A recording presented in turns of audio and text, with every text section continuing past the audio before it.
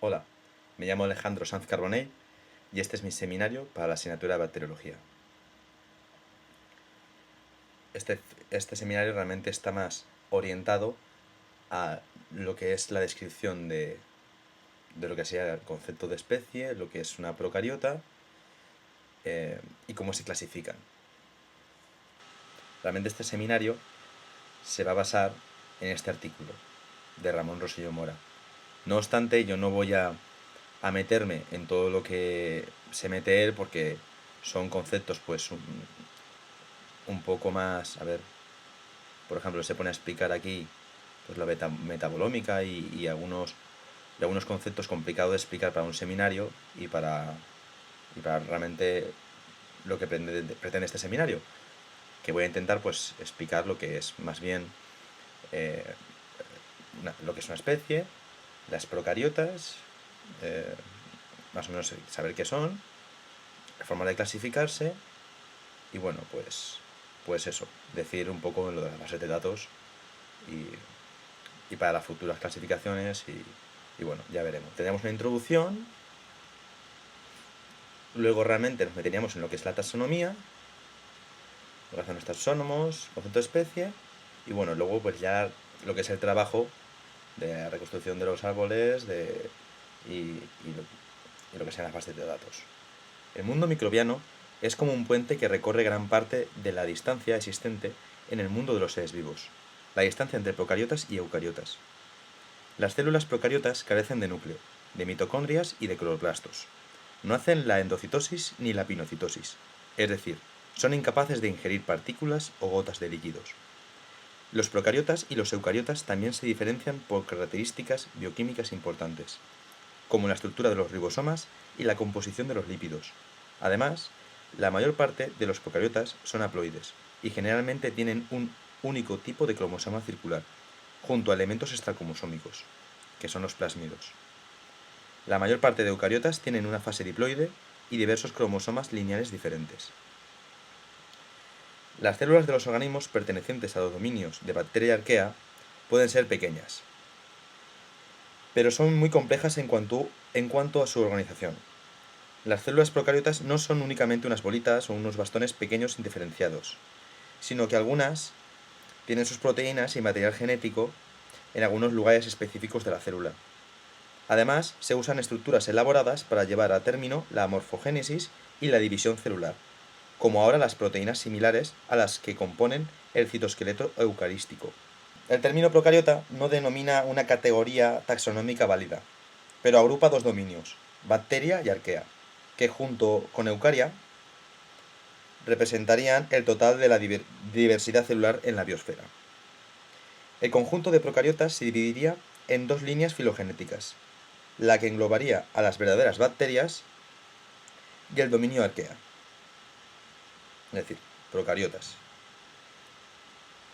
Este último, el arquea, al menos desde el punto de vista de la maquinaria replicativa, podría tener un origen monofilético con los eucariotas. Es por ello que la categoría de procariotas se considera como un grupo parafilético. Desde sus inicios, a finales del siglo XIX, hasta las primeras filogenias moleculares del siglo XX, la clasificación de los procariotas se basaba esencialmente en la observación de similitudes fenotípicas, por comparación de caracteres metabólicos y en similitudes genómicas mediante técnicas de hibridación DNA y determinación del contenido de guanina y citosina. Estos dos parámetros compensaban la poca información, en el caso de procariotas, la verdad es que son bastante parecidas y es difícil en cuanto a aspectos morfológicos y ontogénicos hacer una diferenciación. Se veía difícil aplicar un criterio de aplicación universal para todos los procariotas, pero el desarrollo de la metodología de manipulación, secuenciación y comparación de la secuencia del RNA ribosómico, como el RNA16S, permitió establecer un criterio de la aplicación general y con ello una mayor objetividad en la circunscripción de categorías jerárquicas superiores a especie, géneros, familias. Las nuevas clasificaciones se basan esencialmente en reconstrucciones filogenéticas, que, en general, parece que se correlacionan con los estudios comparativos entre genomas. Se estima que el número de arqueas y bacterias presentes en la biosfera es de unos 4 a 6 por 10 elevado a la 30ª individuos. un valor que supera en varios órdenes de magnitud la abundancia de eucariotas. La biomasa que generarían es casi equivalente a la total generada por las plantas. En cuanto a especies, pues se considera que hay unas alrededor de 9.000, 10.000 especies catalogadas, pero a pesar de ser el grupo más diverso, no llegan a ser ni el 1% del total de especies que hay ya descritas. Por ejemplo, de los artrópodos mismo ya suponen 1.000.000. Se describen entre 300 y 500 especies nuevas cada año. Si vemos aquí en 2010, 2009, pues estas eran las nuevas especies que se van describiendo y catalogando. Con el actual ritmo, tomando un número más o menos conservador de las posibles especies que pueden haber en las procariotas, pues igual tardaríamos unos 16.000 años para clasificarlas todas. Los taxónomos tienen como misión el generar un código de comunicación entre científicos, que facilite el intercambio de conocimientos. Este código tiene que ser útil en todos los ámbitos en que se desarrolla nuestra especialidad. Y no tiene que responder solamente a las necesidades específicas de algunos. Taxonomía es el estudio teórico de la clasificación de los organismos, incluyendo sus bases, principios, procedimientos y reglas. El sistema que se genera tras la aplicación de sus fundamentos teóricos es el esquema de clasificación o simplemente la clasificación. Sería ideal contar con un sistema de clasificación válido para todos los seres vivos y que por lo tanto nos permitiera establecer comparaciones entre eucariotas y procariotas, algo que hasta la fecha no es posible. Los niveles jerárquicos supraespecíficos, género, familia, orden, clase, son entidades abstractas que pueden ser comparadas con las establecidas para eucariotas. Las especies, sin embargo, son entidades prácticas, y los requisitos para su circunscripción dependen del tipo de concepto adoptado en cada uno de los esquemas de clasificación: biológico, genético, evolutivo. Se dice que la taxonomía está escrita por taxonomistas para taxonomistas, y que el tema puede resultar tan aburrido que el que no se dedique a esto realmente pues no le interese el tema y pase más bien. ¿Cuál es nuestra unidad de referencia? Parece que los microbiólogos ecólogos hablan de peras cuando los taxónomos hablan de manzanas. Lo que ocurre es que tienen básicamente dos problemas. Uno, que pocos son los microbiólogos no taxónomos que entienden cuál es el concepto de especie que han diseñado los taxónomos. Y dos, que los taxónomos están asistiendo a un periodo de incertidumbre y desacuerdo sobre cómo definimos una especie. Como ocurre con los eucariotas, la especie es la unidad básica con la que se ha construido todo el esquema taxonómico de los procariotas. La clasificación de estos organismos unicelulares se estableció tomando como modelo el sistema jerárquico concebido por Linneo para las plantas y animales. Sin embargo, debido a sus características intrínsecas, tanto genéticas como fisiológicas y ecológicas, los parámetros útiles para circunscribir especies en animales y plantas no son las mismas que en arqueas y bacterias. En general, los procariotas tienen una reproducción asexual y clonal, así como una distribución aparentemente cosmopolita. Por tanto, el concepto de aislamiento sexual útil en plantas y animales no es aplicable en arqueas y las bacterias. A grandes rasgos, una especie se considera como aquella unidad formada por organismos con origen monofilético que muestran una coherencia tanto genómica como fenotípica, que los hace distinguibles de otras unidades semejantes. La mayor limitación que se han encontrado para clasificar las especies de procariotas es que hay que partir de cultivos puros, ya que hoy en día es casi imposible obtener información suficiente para clasificar procariotas directamente de una muestra ambiental. La coherencia filogenética de los miembros de una especie se demuestra mediante la comparación y el análisis de genes esenciales, universales entre las arqueas y las bacterias, y en especial mediante el gen que codifica el RNA ribosómico 16S. Se consideraría, analizando pues dos genes de dos individuos, se podría considerar a partir de un umbral del 97% que es la misma especie. La coherencia genómica se verifica analizando parámetros como el contenido de guanina-citosina y la hibridación entre genomas, que sería DDH, DNA-DNA hibridación. Se trata de cuantificar, tras la hibridación entre dos DNAs, el porcentaje de cadenas híbridas formadas o la estabilidad térmica del híbrido en comparación con el DNA homólogo.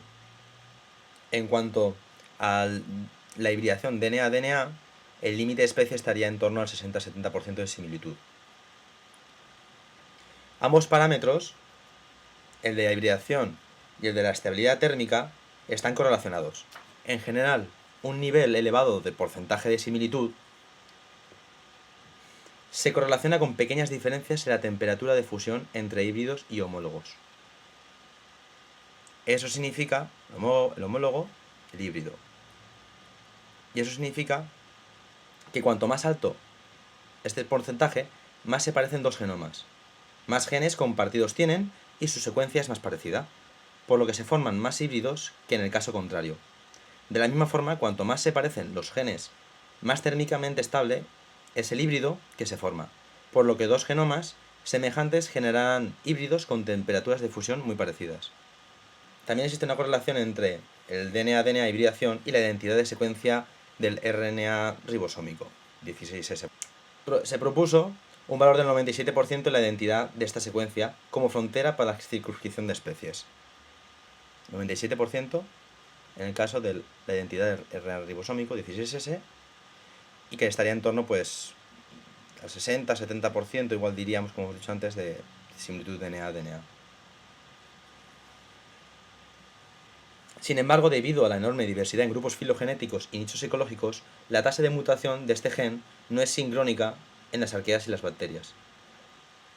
Actualmente se está intentando sustituir la DDH por el análisis multilocus de secuencias, llamado MLSA, que trata de secuenciar y concatenar varios genes esenciales y de copia única en el genoma. Los alineamientos resultantes contienen muchas más posiciones homólogas que las basadas en un único gen. Se pretende así minimizar los sesgos en la elección de un único gen para verificar la homogeneidad filogenética. Sin embargo, esta técnica aún está en fase de desarrollo y todavía no se utiliza con mucha frecuencia para la descripción de nuevas especies.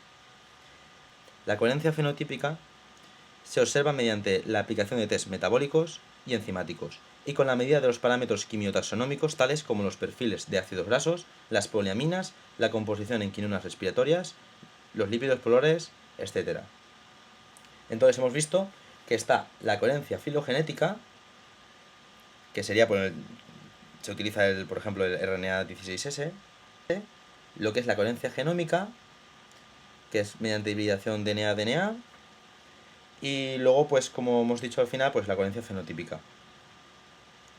Aunque no hay una sociedad de microbiología dedicada específicamente a la taxonomía de las arqueas y las bacterias, ni tampoco una clasificación inicial, sí se usa una nomenclatura oficial con sus reglas y normas.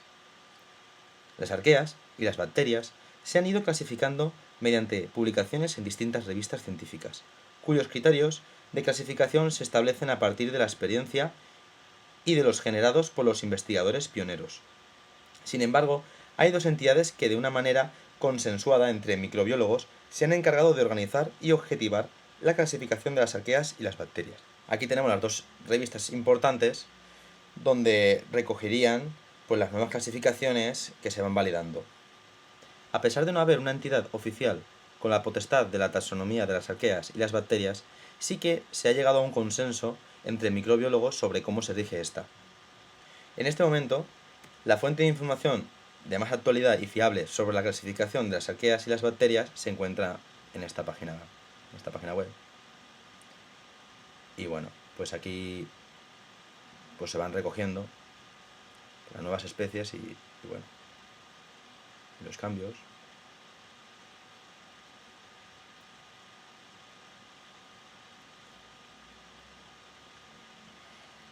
Se podría destacar el papel de las colecciones de cultivos porque es primordial para garantizar tanto la disponibilidad de material tipo a otros investigadores como para preservar el material biológico en condiciones óptimas. La obligación de depositar estas cepas, que quedan a disposición pública, garantiza que los parámetros establecidos en la clasificación puedan ser comprobados por otros investigadores. Estas entidades son fundamentales ya que ayudan a garantizar la estabilidad del esquema de clasificación y permiten la reevaluación de clasificaciones ya establecidas. Ya casi acabando, en cuanto a la reconstrucción filogenética, no es un trabajo sencillo, ya que requiere de la realización de diversos cálculos con distintos algoritmos y variaciones en el número y tipos de secuencias.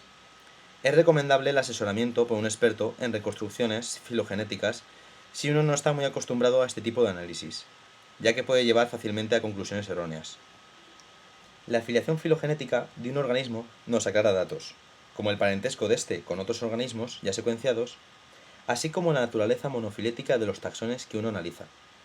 Habíamos dicho antes que para la coherencia filogenética se solía utilizar el RNA ribosomal 16S. Y bueno, la información que contiene este gen es limitada y se encuentra en el umbral de resolución en la circunscripción de una especie procariota. Podemos encontrar variaciones sorprendentes en la secuencia de organismos pertenecientes a una misma especie, así como especies claramente distintas con secuencias prácticamente idénticas. Por eso, no es posible establecer unos valores numéricos de similitud de secuencias de ARN ribosomal 16S como frontera de una especie bacteriana. Por lo tanto, para la clasificación de una especie bacteriana nueva, será necesario disponer de al menos de un fenotipo identificativo del grupo de cepas en cuestión, de grado de similitud genómica interna, de grado de oscilación interno del porcentaje de guanina-citosina y bueno, pues también de las secuencias RNA ribosomal 16S. Porque así podemos conocer la posición de los organismos en un esquema de relaciones genealógicas, así como identificar cuáles son los taxones más cercanos. La descripción ideal es aquella que se realiza con un número significativo de cepas, en la que se aporta un mayor número de datos posible, tanto fenotípicos como genotípicos, y en la cual queda patente que este grupo se trata de una unidad coherente, aislada del resto de organismos conocidos. Aquí es donde Ramón Rosselló se centra más en su artículo, en los métodos más modernos para la clasificación taxonómica. A diferencia de los métodos actuales, requieren un gran trabajo de laboratorio. Y generalmente no producen bases de datos interactivas. Se prevé que en un futuro se fomente la generación de información que permita el estudio con programas informáticos independientes del cultivo y fundamentados en bases de datos. Aunque el campo está todavía por explorar, podemos resaltar dos posibilidades de la tecnología metabolómica. Estas tienen como punto de mira los metabolitos, o las relativamente pequeñas moléculas orgánicas. En primer lugar, los estudios de metabolómica basada en espectrometría de masas de alta resolución permite observar la diversidad de metabolitos de bajo peso molecular, entre 50 a 1000 daltons, correspondientes a un organismo. En general, la presencia e intensidad de estos puede estar ligada a las condiciones de cultivo, pero aún así se pueden identificar metabolitos, que pueden ser característicos y discriminativos del taxón en cuestión. Por otra parte, la técnica espectrométrica de Maldi-Toff permite observar la diversidad de moléculas de alto peso molecular, de 2000 a 20.000 daltons. El otro era de 50 a 1000 daltons y este pues es de 2000 a 20.000 daltons, son un poquito más grandes. Aparentemente los perfiles que se observan son menos dependientes de las condiciones de cultivo y en los extractos celulares crudos muchos de los picos observados se corresponden con proteínas ribosomales. En este aspecto se está experimentando en la identificación de aislados clínicos, ya que se requiere muy poco material celular y poca experimentación. En ambos casos se generan bases de datos fundamentadas en perfiles moleculares. Estas permitirían la comparación entre múltiples organismos con independencia de tener en las manos el material vivo. Y bueno, pues esto podría abrir la puerta de la construcción de bases de datos metabólicos para fines taxonómicos. Y es de prever, pues eso, que en un futuro los taxonomistas se beneficiarían significativamente de esto, de estas bases públicas, para acelerar el proceso de clasificación. Sin embargo, se necesitará un gran esfuerzo para armonizar todos los datos y evitar el material incorrecto. Y bueno, eso es todo. Gracias por su atención.